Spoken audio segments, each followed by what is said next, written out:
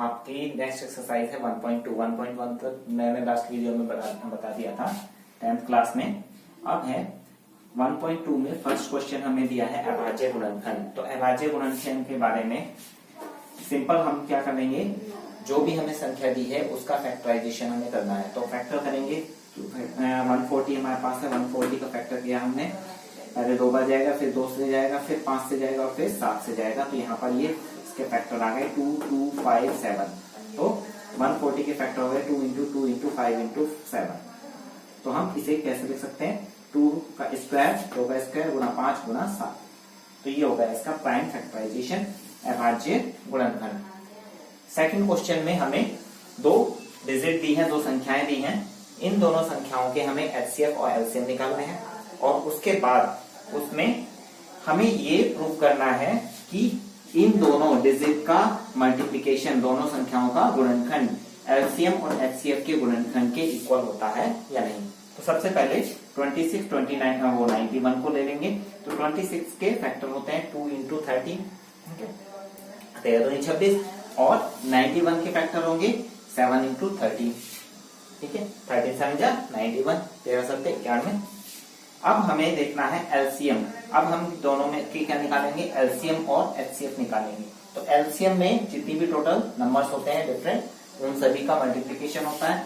तो different number कौन कौन से हमारे पास, 2, 7 और 13। ठीक है, तो 13 2 बार है लेकिन उसे हम एक ही बार लेंगे। ठीक है, क्योंकि जब फैक्टर करते हैं तो 13 से एक बार में ही सब चीज डिवाइड हो जाएगा। तो ये आ गया हमारा 182 एलसीएम। और एचसीएफ क्या होता है, जो फैक्टराइजेशन के में जो दोनों डिजिट में कॉमन डिजिट होती है वो हमारा क्या होता है, एचसीएफ होता है। तो 13 कॉमन है तो 13 हमारा एचसीएफ हो गया। अब हमें प्रूफ करना है दोनों संख्याओं का गुणनफल बराबर एलसीएम गुणा एचसीएफ। तो दोनों संख्याएं कितनी है, 26 इंटू 91। तो 26 इंटू 91 और एलसीएम क्या है हमारा 182 और एचसीएफ आया हमारा 13। तो मल्टीप्लीकेशन करेंगे, तो मल्टीप्लाई करने के बाद हमारे पास दोनों के मल्टीप्लीकेशन क्या होंगे, इक्वल आएंगे। क्या आएगा 2366, 2366 दोनों तरफ मल्टीप्लीकेशन करने पर आएगा। तो इससे क्या प्रूफ होता है कि कोई भी 2 डिजिट है, अगर उनके 2 डिजिट है, 3 डिजिट है, उनके अगर हम मल्टीप्लीकेशन करते हैं, सॉरी 2 डिजिट के लिए होता है, 2 डिजिट का मल्टीप्लीकेशन करते हैं तो उनके जो एचसीएफ और एलसीएम के मल्टीप्लीकेशन भी उनके मल्टीप्लीकेशन के इक्वल होते हैं। तो बच्चों इसमें हमारे ये 2 क्वेश्चन मैंने बता दिए, दोनों का एक एक क्वेश्चन बता दिया है मैंने पहले और दूसरे क्वेश्चन में से। बाकी के आपको सेम इसी तरीके से करना है, बाकी कुछ खास इसमें है नहीं। पहले में हमें सिर्फ क्या करना है, गुणनखंड करना है पहले क्वेश्चन के जितने भी हमें क्वेश्चन दिए हैं। दूसरे क्वेश्चन में हमें एक करा दिया है मैंने, दूसरे दोनों आपको सेम इसी तरीके से करने हैं। पहले एलसीएम एचसीएफ निकालना है और उसके बाद फिर उनका गुणनखंड करके सेम वैल्यू हमारी आ जाएगी। उसके बाद देखो थर्ड क्वेश्चन में भी हमें एलसीएफ और एलसीएम ही निकालना है। ठीक है, तो सेम इसे हम वैसे ही कर सकते हैं जैसे हमने सेकंड किया है। उसके बाद नेक्स्ट आता है हमारा फिर third question, sorry fourth question में हमें दिया है एचसीएफ दिया है। फोर्थ क्वेश्चन में देखो हमें एचसीएफ दिया है, एलसीएम दिया है और हमें क्या करना है, एचसीएफ दिया है और 2 संख्याएं दी हैं। इन दोनों संख्याओं का एचसीएफ हमें 9 दिया है और इन दोनों संख्याओं का एलसीएम हमें निकालना है। ठीक है, संख्या तो सेम है हमारी, तो मान लेंगे ये हमारी पहली संख्या हो गई L1 और दूसरी संख्या हो गई हमारी L2। ये हमने मान लिया। ठीक है, तो हमारे पास फॉर्मूला क्या होता है, एचसीएफ गुणा एलसीएम बराबर दोनों संख्याओं का गुणनफल।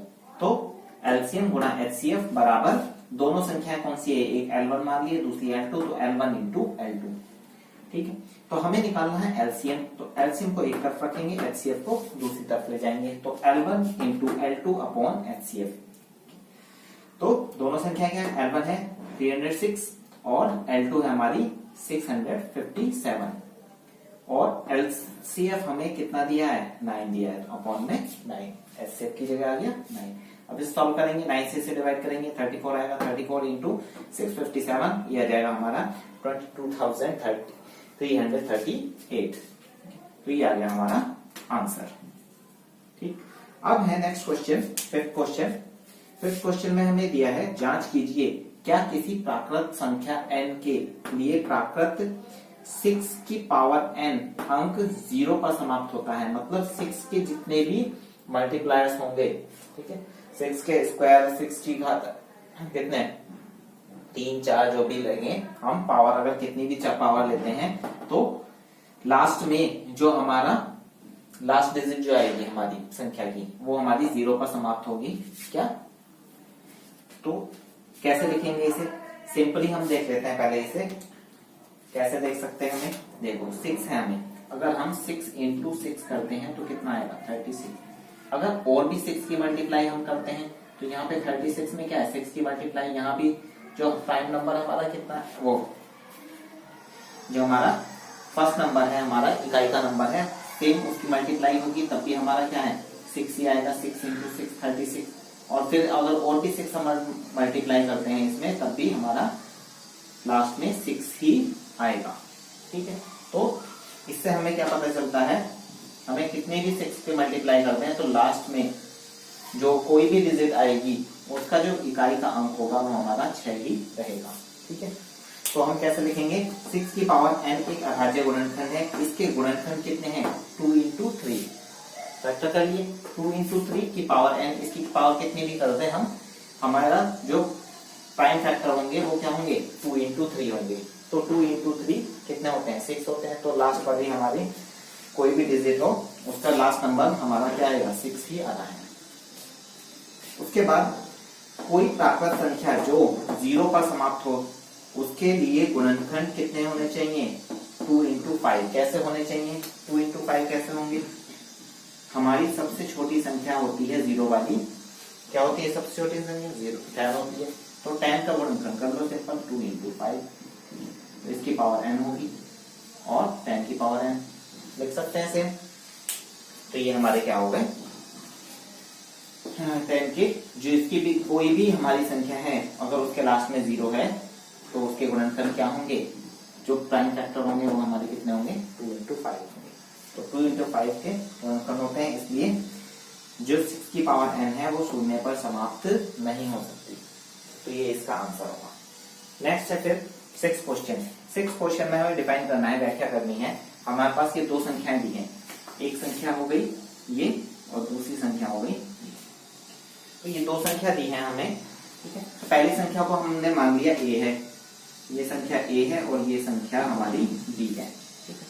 तो इसमें हमें पूछा है कि एक को छोड़कर बाकी के इसके और भी गुणनखंड हैं, ये क्या है ये पूछा है। इसमें अभाज्य गुणनखंड संख्याएं हैं या गुणनखंड भाज्य गुणनखंड संख्याएं हैं, ठीक है। भाज्य संख्या है या अभाज्य संख्या है। तो भाज्य संख्या कैसे पता चलेगा, जिसमें भी कोई भी कॉमन संख्या आ जाती है वो हमारी भाज्य संख्या होती है और जिसमें कॉमन नहीं आता वो हमारी अभाज्य संख्या होती है। तो देखो इसमें, क्योंकि यहाँ पर देखो प्लस में संख्या में दी है, ठीक। अगर हम a इक्वल टू ये हमने संख्या ले ली, अब इसमें दोनों में हम देख सकते हैं इन दोनों में 13 क्या है कॉमन है, तो 13 को हमने कॉमन ले लिया, बचेगा क्या 7 इंटू 11 प्लस 1। तो क्योंकि इसमें एक कॉमन संख्या है इसलिए ये क्या अभाज्य गुण संख्या नहीं हो सकती है, ठीक है। अब दूसरे में देख लेते हैं, इसमें कुछ कॉमन आ रहा है क्या, इसमें भी देखो 5 और 5 दोनों में से ये पूरी एक संख्या है, ठीक है।